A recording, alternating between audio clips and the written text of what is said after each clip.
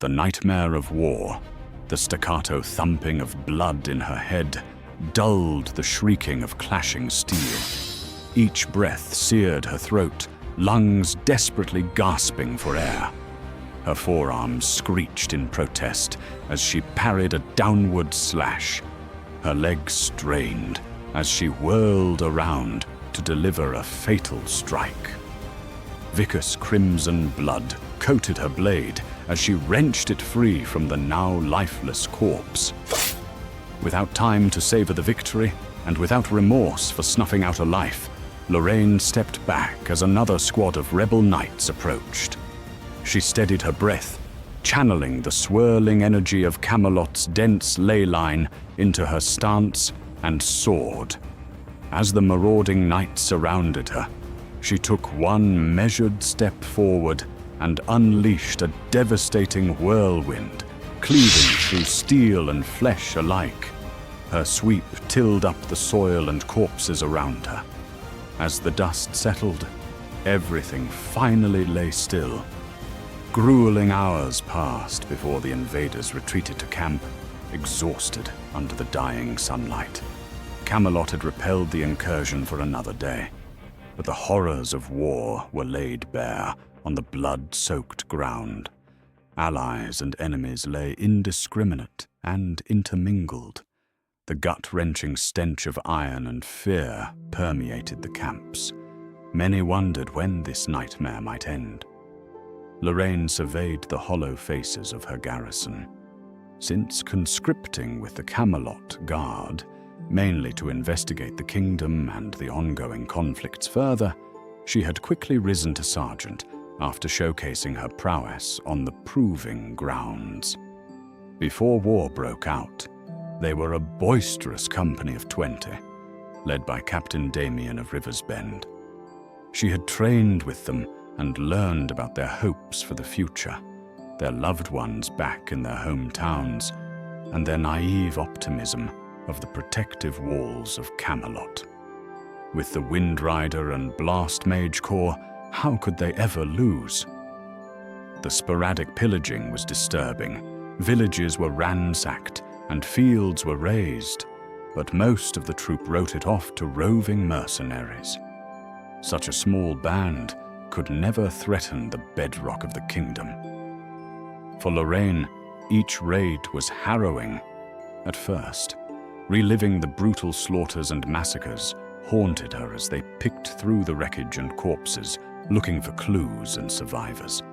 Desperately, she clung to any shred of sanity until she found one cord to grasp onto: anger.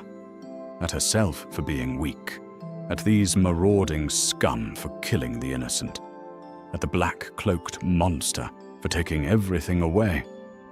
Lorraine became relentless, first to each reported sighting, chasing down any foreign scraps, and even catching some raids underway.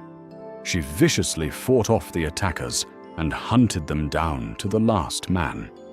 Though nothing concrete was able to be gleaned in the aftermath, who these bandits were, where they came from, or why they were attacking. Months into active patrol, they suddenly received emergency summons back to Camelot. War had come. Contentious council. This specific war front had been raging for weeks now. Gorlois, the Duke of Cornwall, had suddenly claimed the divine right of ascension and crowned himself rightful King of Aesa, marching his military might directly into the heart of the kingdom. For generations, the Dukes of Cornwall stood as a bastion against sea raiders and would-be conquerors, protecting the lowlands from invasion and granting Aesa an era of peace and prosperity. Now, as crusaders themselves, the battle-hardened frontier troops of Cornwall held the tactical initiative, rapidly carving a warpath to Camelot. Now, with just a skeleton crew of 12, her garrison stared blankly into the campfire, awaiting the Reaper's scythe. A refresh of troops was expected soon, but how could they trust any recruit when they had just witnessed their companions cut down before them like flies? Captain Damien had taken an arrow in the side as well, bringing morale down further as the garrison watched their leader fall. Thankfully, the wound wasn't fatal, but he would be out of commission for a while. Lorraine, help me up. He grunted, clearly still in pain. Blood soaked through the fresh bandage. Captain, you should rest. I'll take you to the infirmary. He let her support him, but instead redirected her to the castle. Can't let the troops see their own captain too weak to fight. Morale is low enough. He straightened his back as they stood up, regaining some of his original swagger as they walked past the garrison. Some of them smiled back weakly as they passed. Others just stared longingly at the darkness in the distance. Besides, the Lord Commander has requested our company's report on the battlefield status.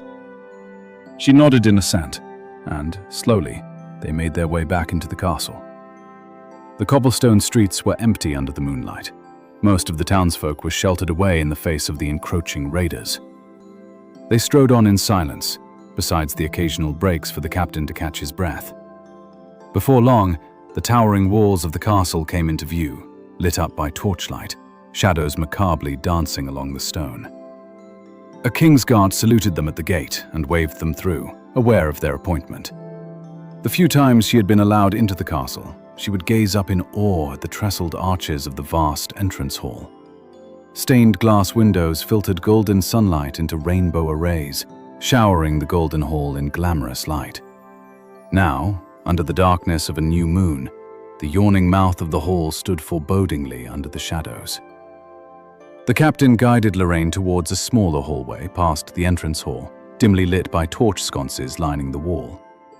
At the end of the hall, a massive, gnarled oak door stood ajar, with agitated voices leaking through. That damned Duke. It must have been his men undercover conducting those raids. Now, let's not be hasty. The Duke knows that attacking land within Aesa would be high treason against the crown. And him marching his armies up to our front door is his way of paying respects, I'm sure. This is unforgivable. We must send an emissary to Cornwall demanding his surrender at once. If we close ourselves off, we have enough rations to survive the winter. Perhaps we simply just outlast. Coward! We'll show them the full might of Camelot and stride out to meet them in battle. As they entered the war council, magistrates and lords were shouting over each other, each vying for the king's and Lord Commander's attention. At the end of the massive table, King Uther Pendragon sat on his throne, worry etched into his furrowed brows. One hand grasped his chin as his eyes looked down at the battle map in consternation. Surrounding him stood various nobles and lords from the surrounding duchies and baronies of Aesa. Lorraine noticed her captain's expression of annoyance, recalling his contempt for the nobility who grew fat and complacent behind their walls. To Uther's right sat Aurelius, Lord Commander of the Royal Army, who noticed Captain Damien's appearance. He waved for the council to continue and strode across the room, ushering the captain and Lorraine into the hallway to speak more candidly. Before turning around, Lorraine also noticed that someone else sat at Uther's left. A woman with flowing lavender robes and snow-white hair held a spot of importance within this council. She wore an inscrutable expression, but her lucid lilac eyes drank in the room, betraying a piercing intelligence. At that moment, they locked eyes, and an eyebrow raised appraisingly before Lorraine followed her captain and the Lord Commander out into the hallway. What's the status report, Captain? Damien attempted to get down onto one knee, wincing as the movement flexed his wound, sweat beading on his brow. Lorraine dropped down as well to help ease the descent, but the Lord Commander waved him up and motioned for him to stand at ease. Nodding appreciatively, Damien began with his report. Each day we suffer heavy casualties, but we are still able to repel Duke Cornwall's forces. Unfortunately, if the battle continues unabated, we may begin to see desertion and mutiny from our troops as morale drops. Now we suffer the consequences of our peace, eh? Any factors that might motivate our forces? Besides the Majestic Spirit itself descending on the field? Anything to give us a definitive victory fast would surely boost morale. The Majestic Spirit? An old fairy tale. Some old Cambrian legend says that in times of great peril, the Keeper of Spirits blesses a chosen hero. Some hogwash bedtime story mothers tell their children to keep them behaved. Power enough to save this world? Of course. What fairy tale doesn't have its own supernatural power fantasies? Now where are those blasted mage corps? What a ludicrous time to be on a pilgrimage. I'll bet those spell slingers could have made a show. As Lord Aurelius rambled, Captain Damien put his hand against the wall, breath growing shallower. Another moment passed before his legs gave out and collapsed against Lorraine. Captain? Captain! Seeking spirits. The dim torchlight in the hallway had disguised how pale the captain was, and fresh blood soaked through his bandaged side. Palace guards were called over and rushed the captain to the castle infirmary. After confirming that his life wasn't in danger, Lorraine returned to attend the war council as acting captain, though her mind was exhausted from the day's battle and concern for her injured captain. Eventually, the council settled on a plan of action. The remaining dukes would be summoned to Camelot with their forces in hopes of pincering the Duke of Cornwall. Runners would be sent to recall the Mage Corps from their pilgrimages. The mage in lavender discussed the reasonings of the approach, and the surrounding council seemed to respect her opinions, though Lorraine was too tired to process the information. Upon dismissal, Lorraine ended up wandering through the halls, waiting for her captain's recovery. Her feet took her down torchlit hallways, up spiraling staircases, and past woven tapestries. Scenes depicting legendary heroes conquering dragons, facing the gods, and banishing evil revealed the ancient mythos of Cambria and their forefathers in golden splendor. Her right hand unconsciously smoothed out the edge of the tapestry, fingers gentling passing over the worn fibers as she reminisced back to her childhood. Her mother used to weave fairy tales and stories of the great champions of the archive, of the worlds they saved, and of their heroic deeds. Some even of the very champions that came from their village in the past. After a few steps, Lorraine found herself in front of a massive mural. Standing over 10 feet tall, a massive marble relief was carved into an alcove of this hallway. Ivory and pearlescent inlays captured and refracted the light on a magnificent beast depicted, wings outstretched as if taking flight. Antlers carved of ivory crowned the creature, and a massive diamond was embedded in the center of its chest. She stood in awe, admiring the detailed craftsmanship and depicted majesty of the relief. Truly incredible. A voice beside her admired, Yes, indeed. turning to find herself facing King Uther Pendragon. Before she could even process the situation, he waved off the offense. After that ordeal, I am much too exhausted for royal pretenses. Regardless, it is just the two of us at the moment. I have called off my personal guard for the night. Lorraine of Allard, Damien Sargent, correct? Yes, my lord. Lorraine bowed politely, but confusion spun in her head. She had never met or been introduced to the king before. Without losing a step, he carried on, turning back to the sculpted relief. Have you heard of the myth of the Majestic Spirit? Briefly recently, and only in passing. Each family tells their version, and each region has its aspects. The myth I grew up with in these halls focused on the trials of the Majestic Spirit and its unimaginable magnanimity. Hence, countless master craftsmen have been commissioned for this masterpiece generation over generation. Trials, my lord? Yes, our legend suggests that the spirit does not simply pick anyone. One challenger, someone with the strength to rise above the rest and seek the spirit, may undergo 3 trials. If they are worthy, they may be blessed by its majesty. Of course, that is just our version. If I was younger, I might have tried to chase down the spirit myself. Alas, I am needed here to lead and protect our home and country. Something stirred inside Lorraine, a whispering thought that maybe this was why she had found her way to Camelot. A chance to become something greater, or a chance to finally be a savior. a way to justify the endless bloodshed. Her captain lay in the infirmary, dying. Her garrison was being picked apart day after day. She needed more power, more strength. Let me pursue this, my lord. Uther raised an eyebrow, but didn't feign too much surprise. The spirit is only a bedtime story.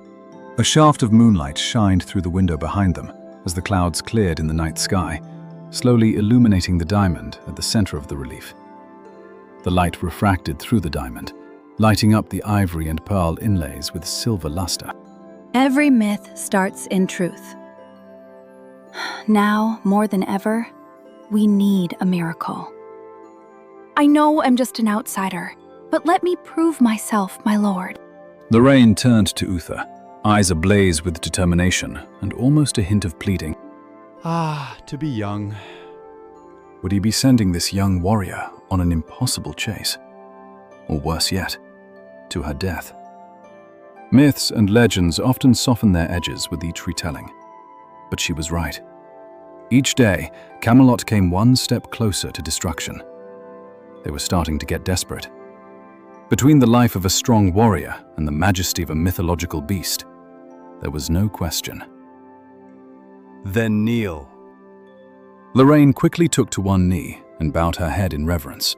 Lorraine of Allard, by the command of King Uther Pendragon of Camelot, seek out the Majestic Spirit and become Camelot's savior. Per the legends, venture to the highest point on the horizon, where the veil between worlds is the thinnest, and beseech the Spirit to intercede on Camelot's behalf. Face its trials and succeed as its chosen hero. Uther pronounced, laying a heavy hand on Lorraine's shoulder. And come back alive. Lorraine looked up at Uther, ensconced in twilight glow. Behind him, the relief of the Majestic Spirit rippled in luminescence. I will return.